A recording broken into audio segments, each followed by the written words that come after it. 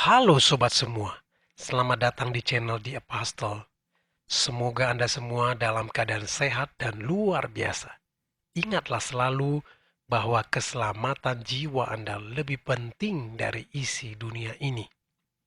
Sobat semua, dunia akan segera menjadi saksi perubahan negara Arab Saudi dari negara yang sebelumnya ultra konservatif atau sangat radikal menjadi negara moderat.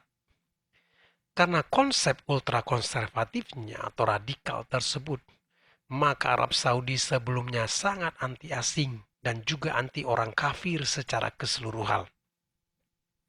Hal itu disebabkan nilai-nilai dan hukum negara ini dibangun atas dasar syariat Islam yang sangat keras dan menyesuaikan dengan ajaran dalam hadis-hadis yang sangat tidak manusiawi menurut negara barat. Terutama sekali sejak ditemukannya ladang-ladang minyak bumi 50-an tahun yang lalu, makin memantapkan pemimpin Arab Saudi sebelumnya untuk membuat negara Arab Saudi yang ultra konservatif atau radikal tersebut dengan penerapan syariat Islam super ketat atau radikal. Bahkan bukan rahasia umum kalau negara ini juga mengekspor faham Wahabi untuk membuat semakin banyak negara-negara menjadi negara syariah Islam, termasuk ke Indonesia. Namun semenjak naiknya putra mahkota, yaitu Muhammad bin Salman yang diberi gelar biasanya MBS ya, ke pemerintahan dengan naiknya dia ke pemerintahan pada tahun 2017, sebagaimana terlihat dalam visi 2030-nya, maka Arab Saudi sedang mengupayakan agar negara tersebut tidak tergantung pada minyak bumi. Sebagaimana kita ketahui, minyak bumi akan habis dalam beberapa dekade ke depan.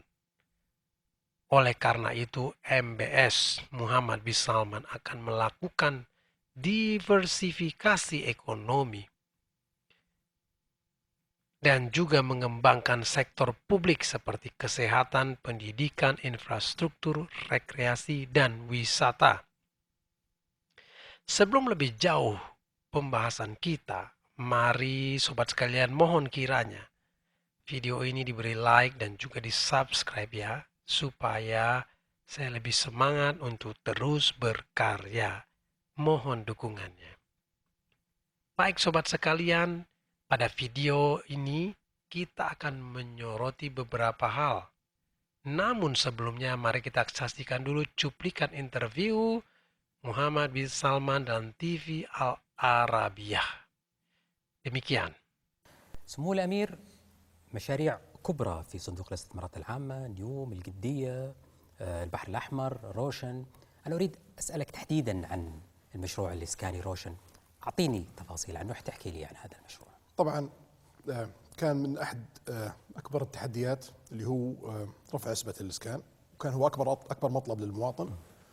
وكان فعلا احنا نسب الإسكان عندنا متدنية مقارنة بالمتوسط العالمي اللي هو 60%، فكنا احنا 47%. وكنت قلق انه في مرحلة نعيد فيها هيكلة او نصنع فيها مركز الحكومة بأدواتها الكاملة وبتحديات لإعادة هيكلة وزارة الإسكان، انه ما نقدر. مبادرات بيئية كثير جدا، سواء على مستوى الشعب، على مستوى الشواطئ، على مستوى الغابات في جنوب المملكة العربية السعودية، او الاستزراع او غيرها من المبادرات، او داخل حتى المدن مثل الرياض الخضراء او الحدائق او غيرها.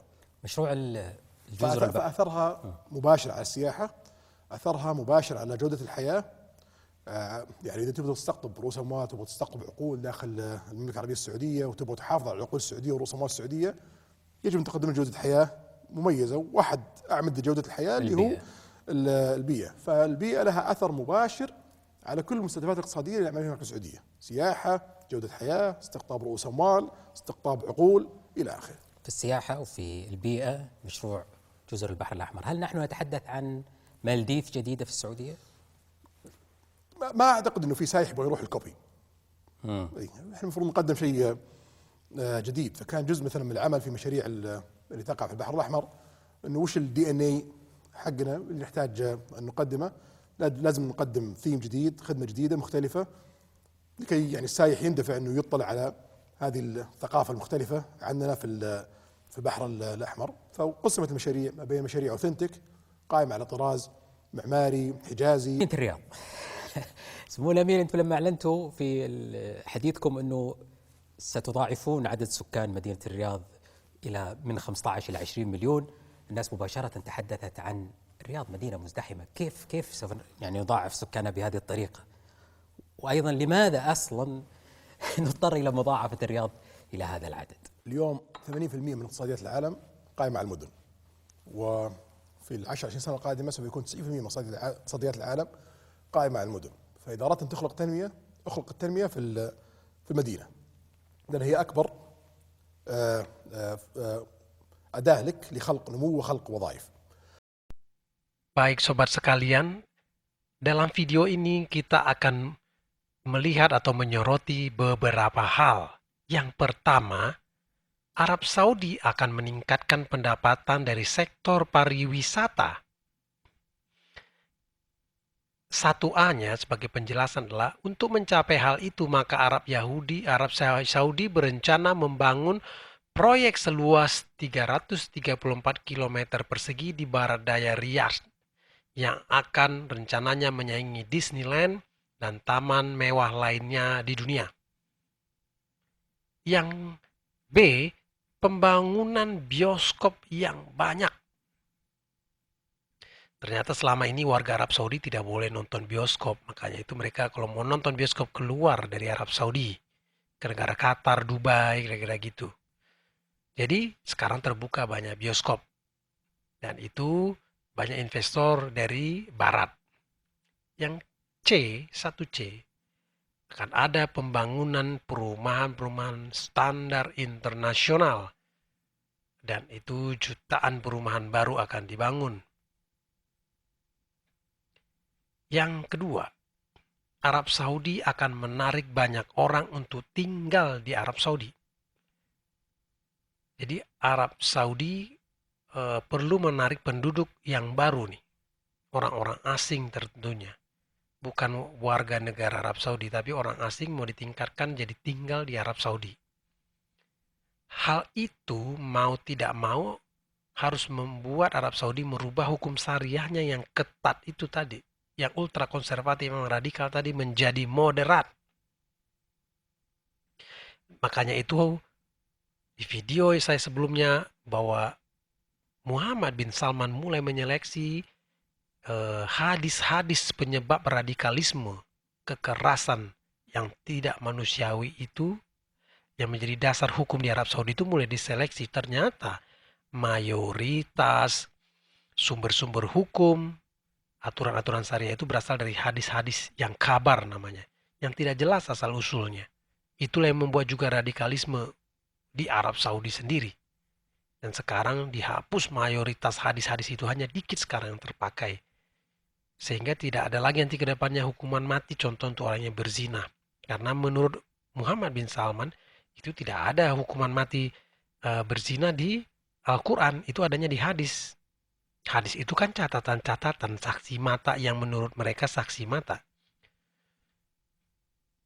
Sebab orang asing, terutama negara barat, sangat keberatan dengan hukum syariah yang sangat radikal atau ultra konservatif tersebut. Mereka kan lebih suka yang manusiawi atau HAM, jadi takut mereka seperti itu. Makanya kalau nanti orang asing banyak tinggal di Arab Saudi, mau nggak mau Arab Saudi harus menjadi negara yang moderat. Yang ketiga, Arab Saudi akan menjadi negara terbuka untuk didatangi negara lain demi peningkatan pariwisata dan juga investasi asing. Jadi dengan tujuan visi 2030, MBS Muhammad bin Salman akan menjadikan Arab Saudi tujuan wisata internasional. Perumahan-perumahan juga sudah disiapkan. Dan banyak hal yang lain.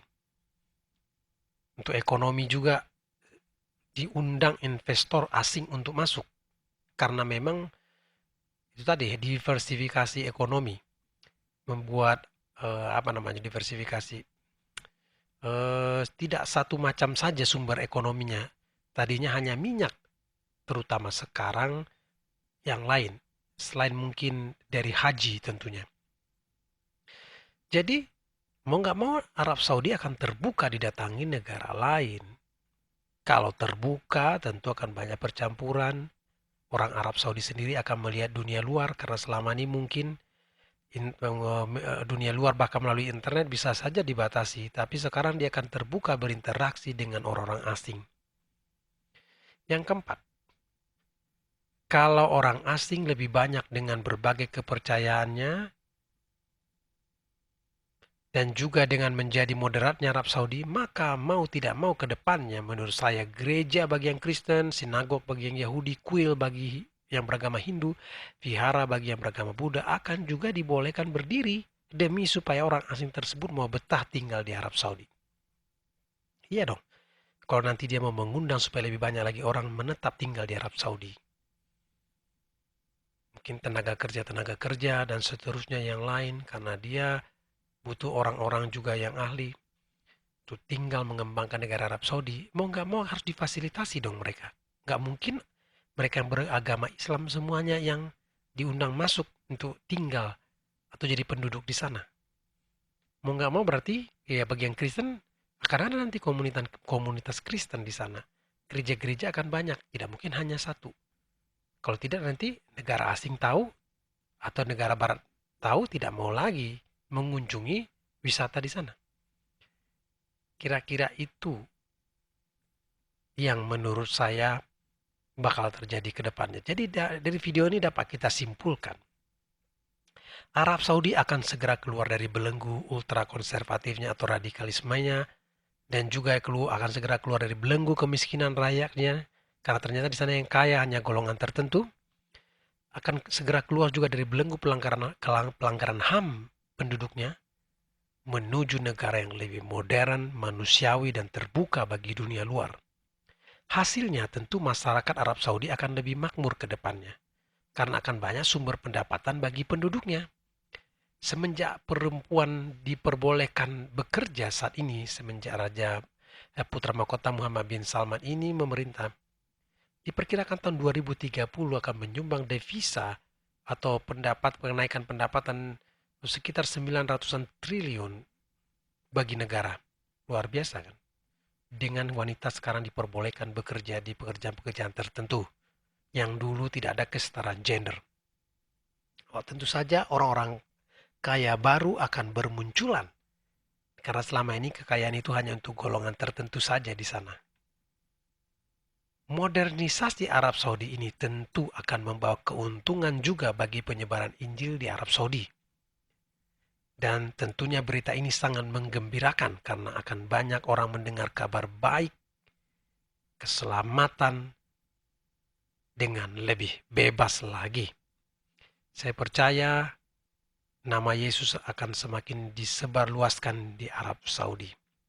Kalau Injil sudah masuk di sana, tentu negara ini akan lebih maju lagi.